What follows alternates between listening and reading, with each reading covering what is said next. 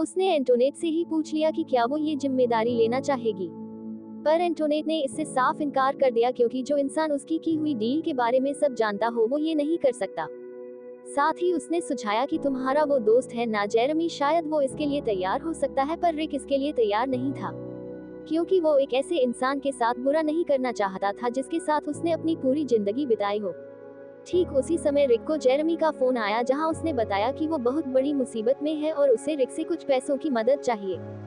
ये बात सुनते ही रिक तुरंत ही जेरेमी के घर के लिए पैसे लेकर निकल गया। साथ ही उसके पास अपनी बंदूक भी मौजूद थी, पर जेरेमी के घर पहुंचते ही उसे एक आत्मा दिखी जो उससे मदद मांग रही थी, जिसे देखते ही रिक ने उस पर गोली चला दी और असल में वो कोई आत्मा नहीं बल्कि तान्या थी जो अब एक लाश बनकर उसके सामने पड़ी हुई थी। अगले कुछ सेकंड में रिक का ड्राइवर उसे लेकर वहां से निकल गया, जिसके बाद एंटोनेट ने रिक से वादा किया कि वो सब कुछ संभाल लेगी, चिंता करने की जरूरत नहीं है। लेकिन अब रिक इतना ज्यादा परेशान हो चुका था कि वो सब कुछ खत्म करना चाहता था। इस पर एंटोनेट ने उसे याद दिलाया कि उसके लिए उसे क्या करना होगा। अब रिक बस अपना पल्ला छुड़ाना चाहता था। वो जेरेमी को भी ये श्राप देने को तैयार था और थोड़ी देर बाद ही जेरेमी वहां पहुंच भी गया। उसे तान्या के जाने का काफी दुख था, पर फिलहाल उसे रिक से किसी भी तरह का कोई काम चाहिए था ताकि उसके पास खाना खुना खाने के पैसे तो हो जाएं। जिस पर एंटोनेट ने जेरेमी को बताया कि रिक चाहता है कि वह उसके लिए एक सिन हीटर बन जाए, जिसके लिए जेरेमी भी तुरंत ही तैयार हो गया क्योंकि उसे नहीं लगा था कि ये सब सच में हो जाएगा। थोड़ी देर बाद रिक एक टेबल पर लेट गया जहां डॉक्टर्स इस रिचुअल को तैयार कर रहे थे। एंटोनेट ने उसे भरोसा दिलाया कि ये तरीका काम जरूर करेगा।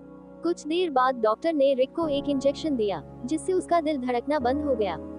अब रिक को दूसरी दुनिया में होश आया जहां सभी आत्माएं मदद के लिए चिल्ला रही थी और इन सबके बीच रिक को अपनी माँ भी दिखाई दी। पर जैसे ही वो उनके पास पहुंचा तो वो तान्या में बदल गई और दोनों ने एक दूसरे से माफी मांगी। अगले ही सेकंड सभी आत्माओं ने उसके ऊपर हमला कर दिया, लेकिन इस बार उसकी माँ की आत्मा ने उसे बचा लिया। तो फिर रिक को दोबारा होश आ गया, जिसके बाद एंटोनेट ने उसे बताया कि जेरेमी ने पूजा खत्म करके रिक की सारी परेशानियां अपने सर पर ले ली थी और अब रिक पूरी तरह से आजाद है। 6 महीने बाद अब रिक वापस से कंस्ट्रक्शन लेबर के तौर पर काम करने लगा था।